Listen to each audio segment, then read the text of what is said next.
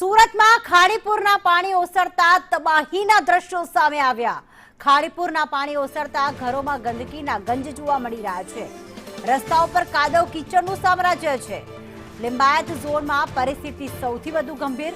પૂરના પાણીમાં વાહનોને પણ ભારે નુકસાન પહોંચ્યું।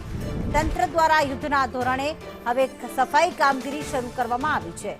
ખાડીનું જળસ્તર ઘટતા રહીશોને આંશિક રાહત થઈ, પરંતુ જે તબાહીના જે નુકસાનીના દ્રશ્યો છે, હવે આખી વાસ્તવિકતા સામે આવશે કે આખરે સુરત ડૂબી તો ગયું હતું, પરંતુ હવે કેટલું નુકસાન થયું છે।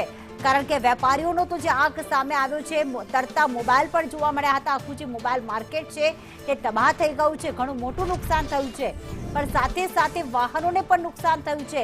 ઘર વખરીમાં પણ ગંદકીનો ગંજ જોવા મળી રહ્યો છે અને હાલમાં બીમારી ન ફેલાય તે માટે સફાઈ કરવામાં આવી રહી છે। શહેરમાં ખાડીપુર ઉતાર્યા બાદ હવે તબાહીના મંજર સામે આવી રહ્યા છે। ગંદકીનું સામ્રાજ્ય છે તે દેખાઈ રહ્યું છે, જાણે કે પ્લેગ જેવી સ્થિતિ સર્જાઈ હોય એ પ્રમાણેના દ્રશ્ય છે તે સામે આવ્યા છે। અત્યારે આપણે સુરતના લિંબાયત મીઠી ખાડી વિસ્તારમાં છે, જોઈ શકાય છે કે અત્યારે કઈ રીતના આ પરિસ્થિતિ છે। જ્યાં જો ત્યાં ગંદકી જ ગંદકી દેખાઈ રહી છે। આખા વિસ્તારની અંદર ગંદકીનું સામ્રાજ્ય છવાઈ ગયું છે। જે ગંદકી ગટરોમાં વહેતી હતી તે લોકોના ઘરોમાં પ્રવેશી ચૂકી છે। હવે લોકો ચિંતિત થઈ રહ્યા છે કે આને કાઢવું અને સફાઈ કરવી તો કેવી રીતના કરવી, કારણ કે રોગચાળો ફેલાવાની પણ ભીતિ છે તે સેવાઈ રહી છે। અહીંના સ્થાનિક લોકો છે તેની સાથે વાત કરીશું। શું કહેશો સાહેબ, કઈ રીતના આખી સ્થિતિ છે, કેટલા घरों અત્યારે પ્રભાવિત થયા છે, લોકોની અત્યારે કઈ રીતની પરિસ્થિતિ છે? जैसे कि आपने देखा है, पिछले 4 दिन से यहाँ बाढ़ आई हुई थी। यहाँ के स्थानीय कम से कम 2000 से 3000 परिवारों यहाँ रहते हैं, तो इस बाढ़ से ये लोग असरग्रस्त हुए। इस बार बाढ़ जो आई है, पानी भरा है, तो लोगों का एक एक फ्लोर नीचे का अक्खा माला जो था वो पूरा डूब चुका था। फायर ब्रिगेड ने अपना काम किया, लेकिन तंत्र द्वारा जो सुविधाएं लोगों तक पहुंचनी चाहिए थी, इस बार अगले साल के मुकाबले बिल्कुल उससे भी बिल्कुल 0% ग्राउंड लेवल पर काम हुआ है।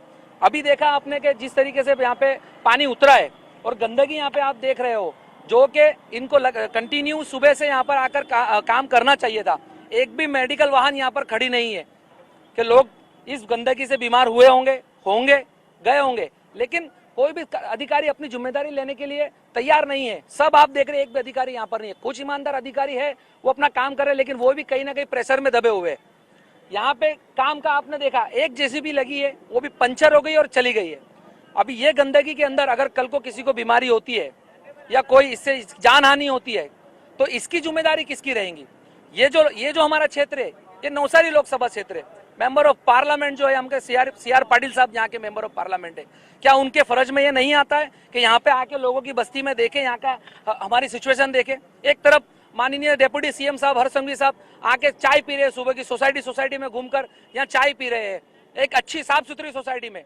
मैं भी उनसे दरखास्त करूंगा, आइए हमारे घर आइए, यहाँ चाय पीजिए, हम आपको यहाँ का पानी पिलाएंगे। देखिए यहाँ की परिस्थिति कैसी है। आप लोग सत्ता में रहकर अगर लोगों की, हमारी गरीब बस्तियों की समस्या नहीं सुनेंगे तो कौन सुनेगा?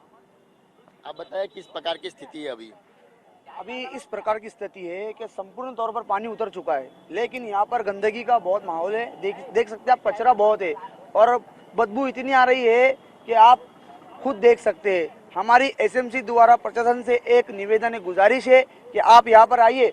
प्रशासन के कुछ अधिकारी यहाँ पर आए हुए, लेकिन कुछ अधिकारियों से काम नहीं चलने वाला। बहुत बड़ी टीम की जरूरत है यहाँ पर। आप देख सकते हो क्या हाल है। तो हमारी एसएमसी द्वारा तमाम जितने भी है साहेब लोग, सबसे हमारी एक निवेदन है, गुजारिश है कि आप अपनी टीम को लेकर यहाँ पर पहुंचे। बिल्कुल, तो જોઈ શકાય છે કે અત્યારે ગંદકીનું સામ્રાજ્ય છે। તમે પણ અહીં રહો છો, શું કહેશો, કઈ રીતની પરિસ્થિતિ છે? પરિસ્થિતિ એવી છે સાહેબ કે અહીંયા પાણી ભરાયેલું છે। 4 દિવસ થઈ ગયા, ઘરમાં જેટલા અનાજ હતા બધા ખરાબ થઈ ગયા, કપડાં ખરાબ થઈ ગયા, ભીનાઈ ગયા, બરાબર। પાણી પીવાનું નહીં, અહીંયા અંદર ખાવાનું બી કંઈ નહીં મળે। એ બહારથી મદદ આવેલી છે, એ જોતા લોકોને કરેલી છે, પ્રશાસન તરફથી કંઈ અમે મદદ નથી મળેલી છે, બરાબર। બિલકુલ, તો જે રીતના તંત્ર દ્વારા કામગીરી કરવી જોઈએ એ કામગીરી નથી થઈ, જેને લઈને લોકોમાં રોષ છે તે જોવા મળી રહ્યો છે। જોઈ શકાય છે કે આ આખો વિસ્તાર છે જે ગંદકીની અંદર છવાઈ ગયો છે અને લોકો અત્યારે પણ ગંદકીની અંદર રહેવા પણ મજબૂર બન્યા છે। પાણી ઓસરી ગયા છે। ખાડીપુર જે કહેવાય કે અત્યારે નથી, પરંતુ ગંદકી છે તે સતત લોકોને હેરાન પરેશાન કરી રહી છે। એટલે સુરત શહેરમાં જે ખાડીપુર આવ્યું હતું તે તબાહીનું ખાડીપુર સાબિત થયું છે। અને હવે લોકોને છે તે ગંદકીનો દર સતાવી રહ્યો છે. તંત્રને એક જ માંગ કરવામાં આવી રહી છે કે જલ્દીથી જલ્દી તેમને આ સમસ્યાથી મુક્તિ આપે. કેમેરા પર્સન અજીત પટેલ સાથે મનીષ પરમાર, સંદેશ ન્યૂઝ, સુરત.